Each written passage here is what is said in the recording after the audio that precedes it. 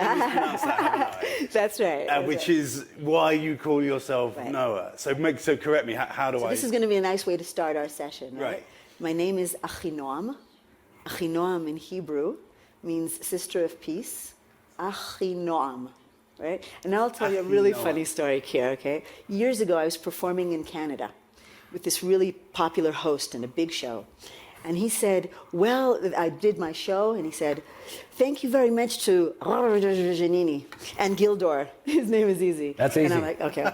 So I went on to this. And I should say, I deliberately didn't ask you how to pronounce your name. Exactly. Because I know... You wanted me to say that. Because I wanted to be wrong. Actually, because I know that you chose to call yourself Noah. Exactly. Because you knew that it would be a challenge. Of course, when we wanted to be able to communicate with people more freely. Right. And also Noah is beautiful. It's Noah was the first feminist in the Bible. She was the first woman in the Bible to fight for women's rights. So that's a great name. And also Noah stands for not only Achinoam, which means that everything we do, you know, look, you see Gildor here, has been my musical director for 30 I was going to ask you, years. so how long have you two been working together? This is an interesting story. It's part of the things that I have to contribute here. I would say she was my student in the music school. The school was established in 1985. We're talking last century. and it was a special school that meant to actually reestablish the musician, the term musician, as both a performer and composer together without the typical separation that is common. And for that, to make that happen, we actually had a very special profile of students we accepted. We accepted people with absolutely no background, not necessarily. They could have a lot of experience, but experience and knowledge was not a requirement. The requirement was a good ear and a good musical instinct and creativity. And that's how Noah got accepted, because she was a fantastic singer that already had experience in a military Israeli band, but she had no knowledge, no theoretical knowledge, not even voice lessons or anything. And that was really perfect for the profile of the student that we were aiming for. So you guys met and then found that it was more than just a student-teacher relationship. Actually, you could work together. And am I fast-forwarding a little bit? Sure. No, the school was invited to present in a festival in Tel Aviv. And it was just the beginning of the academic year, and there were no ensembles ready for anything serious. So the principal said to Gil, just get something together. You know? And he offered it to me as his student. Why don't we do a student-teacher collaboration? Wow. Which turned into this 32-year collaboration. 32 years, which is amazing considering you're both in your 20s. I don't know how you... Well, really interesting that it was such a surprise for me. The impact of that single gig in the little tiny venue was so big that on me too. So I went home late at night and I called my great musician acquaintance and friend, Pat Metheny, called America and left a message. You know who Pat Metheny is here? He's like this phenomenal guitarist who's won about 1 billion Grammys. And he's a hero. I mean, for every musician. Huge musician. He's a hero. So I called him and I told him, listen, I just ran across this extreme talent and she's going to visit her parents in America, so I gave her your number and you must hear her. And immediately after that, we started the career of 32 years. And he did. He produced make it really short. He listened to the music I was writing at the time, really loved it, offered us to produce an album. He did. He asked Gil to play the guitar. He was just the producer. It was amazing. He brought us personally to David Geffen in Los Angeles. Wow. And Geffen Records signed us. And that's how we started our international career. Let's do two things. From zero. From zero, which is, I guess, it was amazing. Most careers start there, and then you find yourself here, and you kind of think, "Wow." Now we're in Davos. See, it was all for this. Let's do two things with this conversation. Let's talk about your artistic journey, and then also let's talk about your understanding about the world and you know your way you view the world. So, in 1995, let's start here though, because I think it's crucial. In 1995. Rabin was assassinated. Yeah. He was shot. was hit by 2 bullets, died in the hospital, and you were there. Yeah, I was there. Yeah. And this is, yeah, that's interesting. It's still impacting. Yeah, it very, very much. Yeah. So I was already very popular in Israel at the time. You know, I was filling big holes. We had a very successful album out, and everything was great. I was a sweetheart with the Israeli public. and then the mayor of Tel Aviv called me and said that he was organizing a big peace rally in Tel Aviv to support Yitzhak Rabin and Shimon Peres as they embarked on the Oslo agreements. And he asked if I was willing to sing. And I said, well, yeah, of course, it's a great honor for me to do that. And he said, oh, great, lucky, because, I can't get any artists to come. And I said, what do you mean? I mean, I thought everybody would consider it a huge privilege. But, it's sensitive that way. Just artists many times will just not put themselves in any position where they can be maybe criticized or... So there were no major artists there. Which I should say now, I think, more than ever, for many artists around the world, that is, don't go near politics is something that we've seen. I think that in general, artists, I mean, there are those that do, they're the Jeanne d'Arcs, they stand there on the barricades and they do their thing, but many will not. It's a personal choice, Kier, Yeah. And I think there's a price to pay this way or that, depending how you look at it. Well, I took you away anyway from telling the story. So I was really happy to be there and proud to be there. And it was a happy event. There were hundreds of thousands of people. It was huge. And people were saying, we don't want, we want peace, no to violence, yes to peace. And he was speaking, and we were singing the Shir LaShalom, which is this amazing song for peace. And just, I finished my performance. We went down the stairs. A few minutes later, he went down the same stairs and was killed. And that for me was horribly traumatic. Really, I mean, I couldn't believe it. And do you remember the moment? I remember the moment. Of course, it's a traumatic moment. Yeah. Right. I remember the moment. I remember how I felt. I remember how devastated I was. And then I decided that it was not enough to simply entertain people. I had a role to play, being as that I had a key to people's hearts. I had a role to play, and I would pick up the torch that had fallen. And be outspoken about the need for peace. And we should say that for you have different pieces of your heritage. Yemen, Israel, yes. United States, and that's an important part of the story. That's also an important part of the story, of course. I'm an Arabic Jew, actually. I'm a citizen of Israel, a very proud citizen of it. I love Israel. I didn't grow up in Israel. I grew up in the United States, so I have that too. And if you want to add to the mess, my parents moved when I was a year old to the United States. They sent me and my brother to yeshiva, it's a religious Jewish school. So I got a religious Ashkenazi Jewish education, but I'm a Yemenite secular Israeli Jew. And the way that, Which is actually, it's just kind of beautiful, actually. Yeah, and what saved me was music. I would write songs about all these things. I would write poetry, and I would excel in. I loved, by the way, religious Jewish studies. I still do. But also, of course, history and physics and math, and I had a broad view of the world, and it was wonderful. But anyway, I chose Israel as my home. I made Aliyah, because I fell in love with an Israeli guy, which is another story, who's my husband, by the way, today. And then I went to the army, to like everybody in Israel does. For many people, that's also a mystery, what the army means for the Israeli public, but it's really different from every other country in the world. And I was singing, as Gil also was a guitarist in the army. I was a singer in the army. And then went on, and you heard it.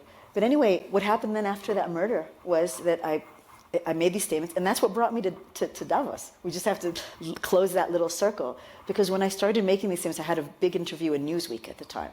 And I was saying all these, making strong statements about peace and the necessity for peace. And it was picked up by somebody here at the World Economic Forum. And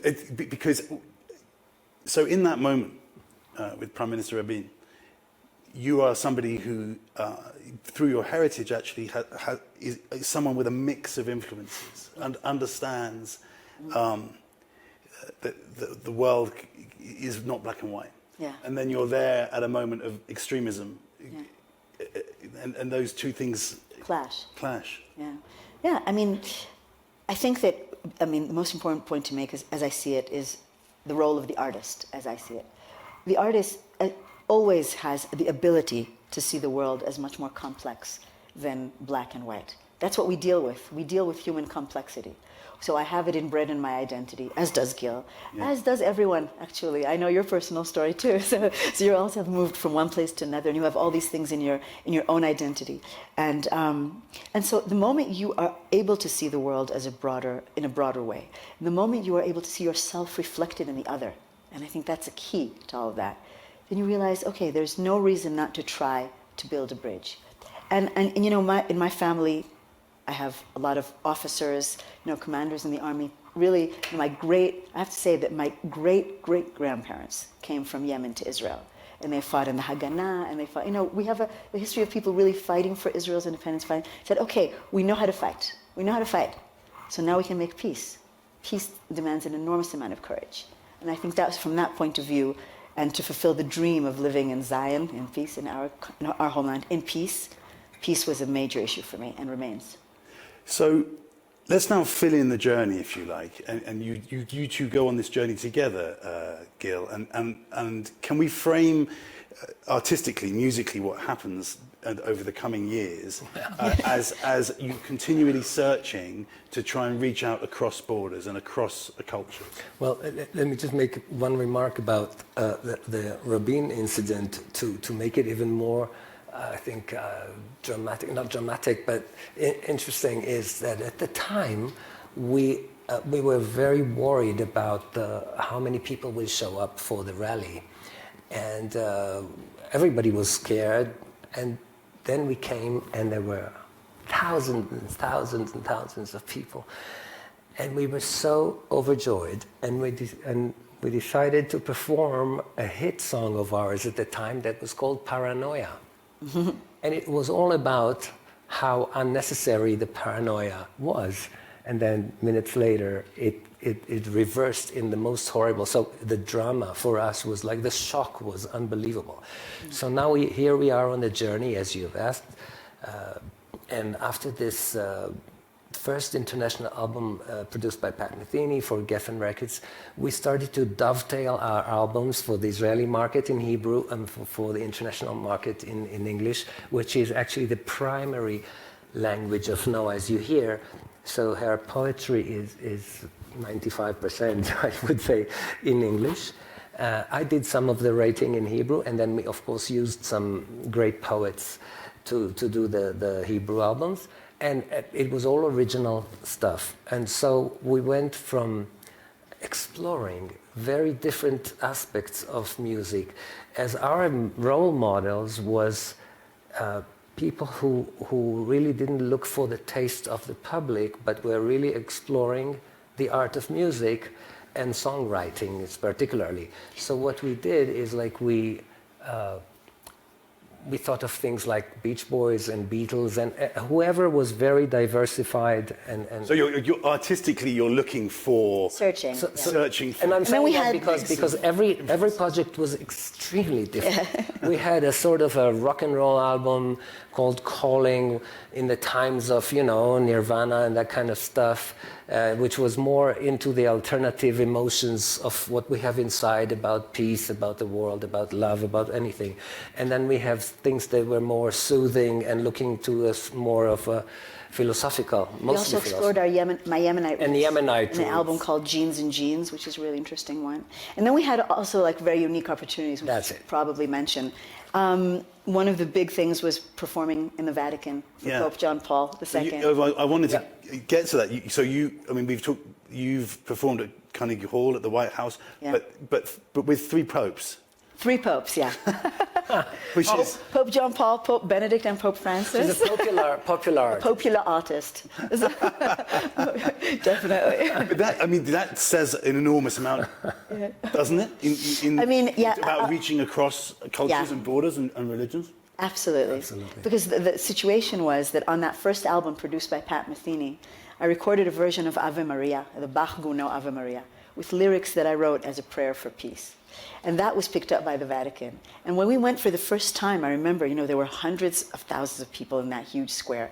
And just the morning, I was sure the Vatican would say, listen, you're very nice that you came from Israel, but you have to sing the Latin prayer. This is one of our most important prayers. Gratia plena Dominus tecum, that whole thing. You can't do your little, And no, not only were they accepting this cross-religious, reaching out. Almost iconoclastic. Yeah, almost iconoclastic. They printed it on the front page of the biggest newspaper in Italy called the Corriere della Sera. All the lyrics of the song with an Italian translation were on the front page, which was amazing, really. This is with John Paul? This was with John Paul. And John Paul then invited us endless times. Right. And we had many audiences it's with interesting him. because you think of Francis as, I suppose, this is the Catholics watching, and sorry to my Catholic mother, will be not impressed by this simplicity, if you like. But you think of Francis as the one who would be bending the rules the most. He is. And yet he is.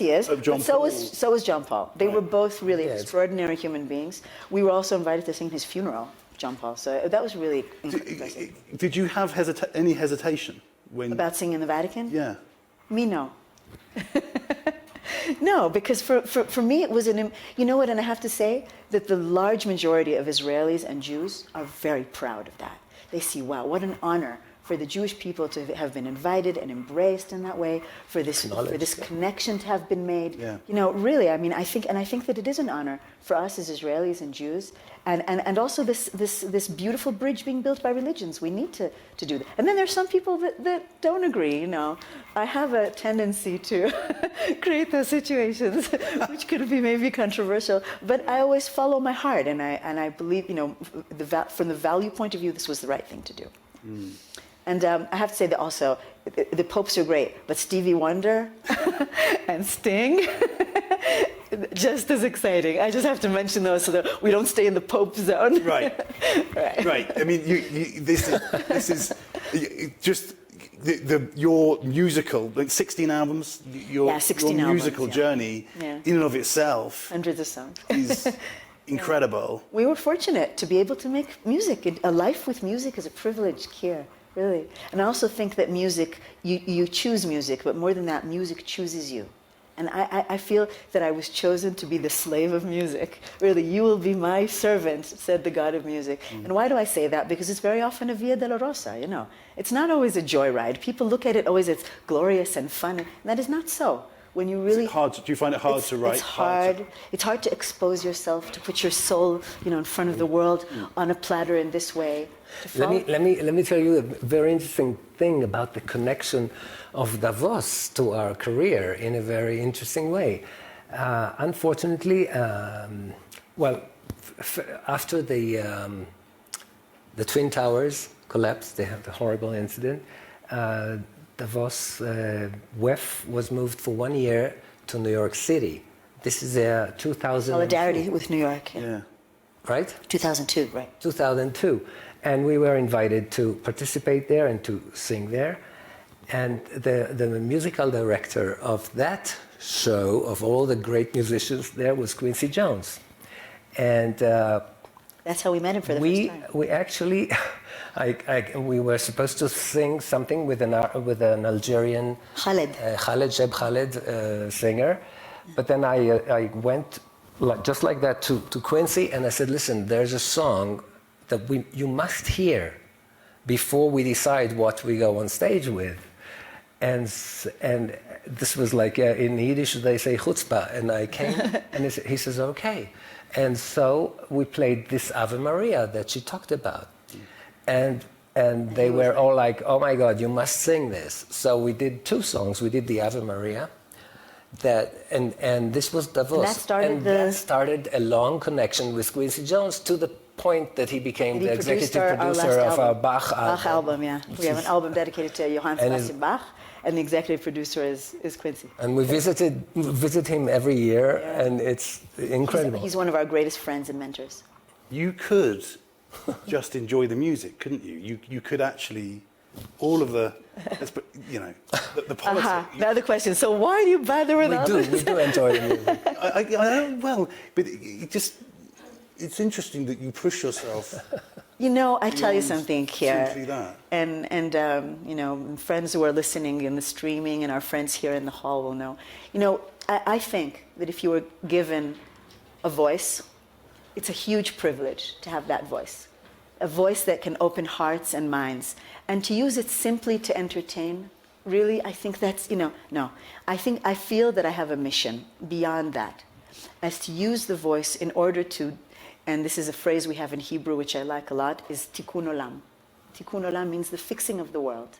So how can we fix the world? Using what our abilities, any talents we have.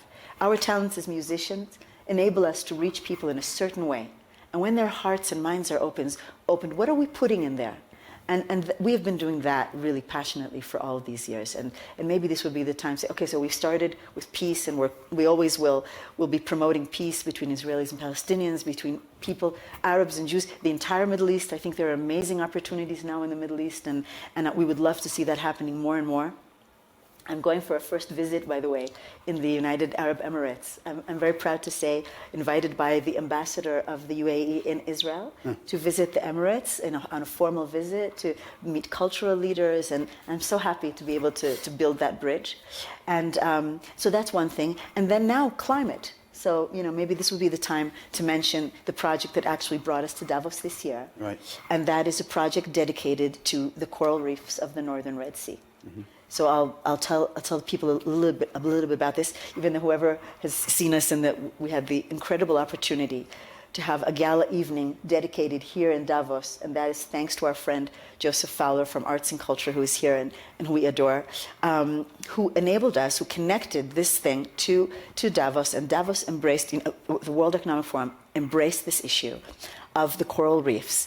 There's also an amazing installation here in Davos by Refik Anadol, amazing artist who's done the AI-generated corals, which is such a wow.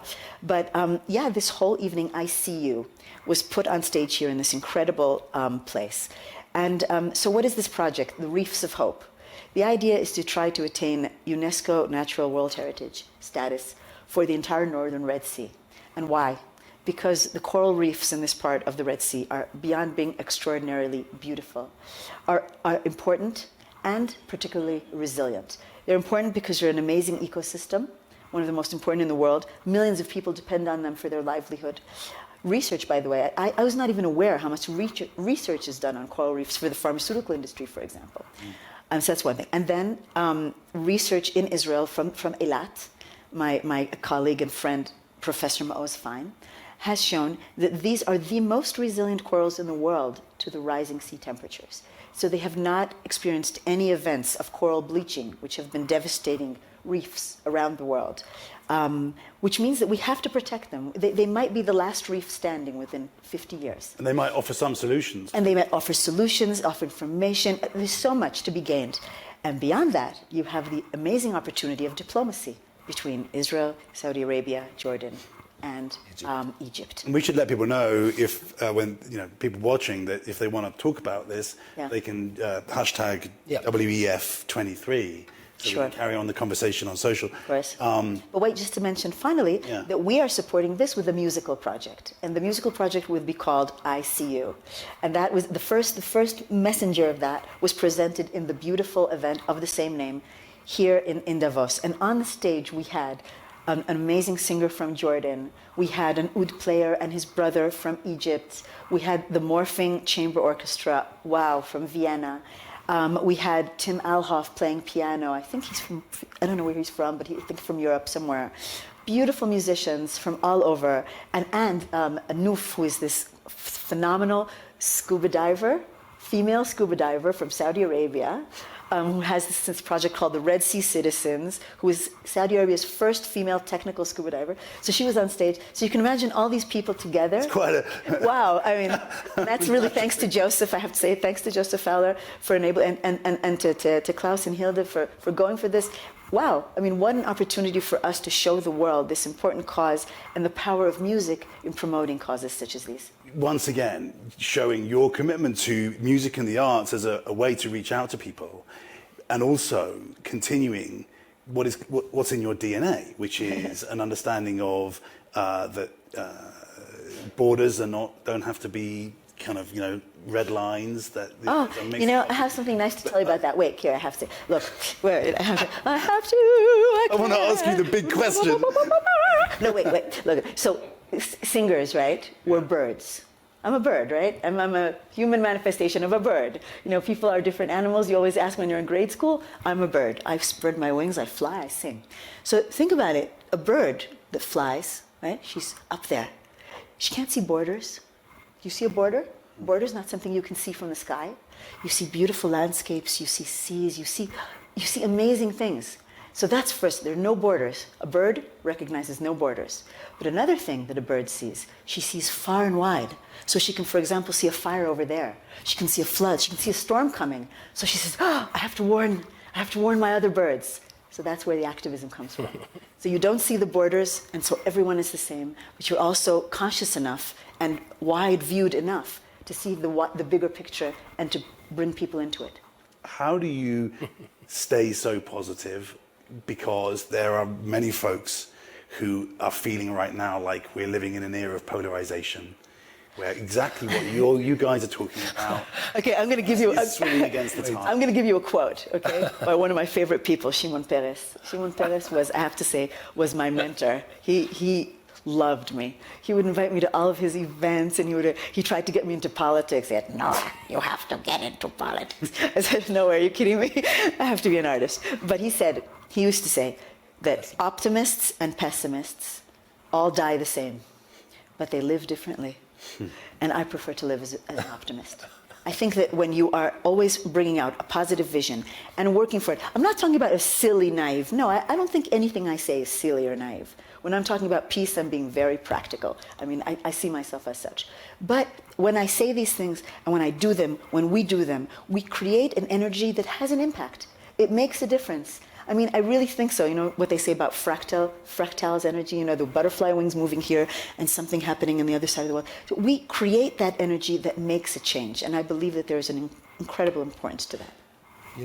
That in Judaism, there is a commandment actually to be happy. You have to be happy. That's right. So it's not about being depressed personally sometimes, as any human being are, but it is a mission to keep the positive energy, the joy. This is our second claim to fame. The Benini movie, That's right. Life is Beautiful, when life is horrible.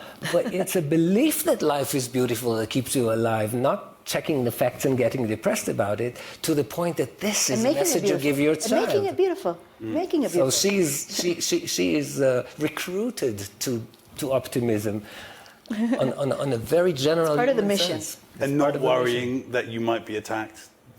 Oh, I'm attacked all the time here. Too late. Yeah, I'm attacked all the time. But that's okay for me. First of all, a friend of mine, I have this great friend who's a songwriter. He once wrote a song inspired by me, which was, if no one wants to kill you, how important can you be? So I'm saying, wow. If you're not doing anything interesting, of course nobody wants to, kill you isn't it? Yeah, that's incredibly powerful as the beginning of our conversation. Yes. But I'm laughing about it. I won't tell you. It's amazing that you can laugh about it. Yeah, I've received death threats, and I'm smiling. I'm still here. Yay! But that's okay. I also have a lot of support. Really, a lot of support. I know that I'm the voice of many people who don't have that voice. But, because we're really having a conversation about what life is about. Yeah. And the role of music and art in life. Yes, we are. And what it meant to witness what happened with Prime Minister Rabin and all of these things. Yeah. I'd like to say that all of these things, Keir, have given my life such meaning. I mean, really, I get up every day with a sense of mission. First of all, I want to be the absolute best musician I possibly can be. I'm a humble servant of the God of music, really. And that's about making your ego very small and making the music and the art as big as possible, one. And second, once I've gotten to the highest level I possibly can attain, I would like to use that power and light and energy to make the world a better place. Full stop. That's what I'm busy doing in every way that I can. Wherever I see that I can have an impact and an influence, I try to do that in the best way I can. When you talk about what life is, I think we have to look at art and music not as a thing, but rather as a mode of perception. We all know that when we walk into a gallery or a museum, and then after 2 hours we walk out, every little lamppost looks like a piece of art. That's right. Because our mode of perception have been shifted. Because art deals with the design of things, not with their function. And so it's a different mode of living and mode of perception, which is a real privilege for artists. And music, any noise can be music. It's all about the framing. If you hear it in a John Cage piece, then it's music. If you hear it in the street, it is noise. And when you are able to shift the minds of people to this mode of perception, then you can put any message you want. Because you separate the message from the noise. When you look at Rafik and Adul work, you will never look at information the same. Wow, he's amazing. Because he uses information and data and creates creating art, and that shifts your mode of perception. And that is an opportunity. The shift of perception is the opportunity to convey a message. And this idea of conveying a message on the wings of art is how art and music are catalysts for change, and which is a framing of this whole session. Yeah. And let me tell you one last thing that we've done, and this is our last thing we've done. Thought, Well, we've this year, two beautiful things happened. First of all, we established a festival of our own, a music festival in the north of Italy, called Noah's Ark. And we also opened a foundation of the same name, Noah's Ark. Now, Noah's Ark Festival is meant to bring people from different conflict regions around the world together, different musical genres together. Tickets are offered for a very, very low price, so everybody can come and enjoy the music. It's values and music together. That's the idea. Noah's Ark Foundation, again, is meant to support our climate projects and all the other projects that we're dealing with now, like the festival, and just to make sure that values and art have a home in an ark that we carry over turbulent waters to a place of peace. So that's fantastic to end with. Something that people can plug into, people can... Yeah, please join us in Noah's Ark. Yeah. I have to say, this conversation has been like a kind of medicine. It's been so great. Thank you so much. You were wonderful. Toda rabah here. And toda to all of you. Thank you so much.